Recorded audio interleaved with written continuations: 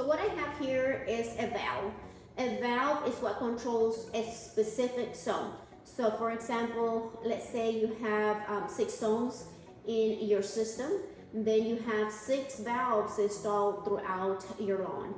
Each zone controls the water flow from your main line into your lateral line, which feeds your sprinkler heads. Anytime your valves go out, usually 2 things happen. One, usually they stay open, meaning that that particular zone always stays on all the time, or it always stays closed. That means that it won't turn on even if you have it on in your control box. So those are a couple examples of when it's time to replace a valve.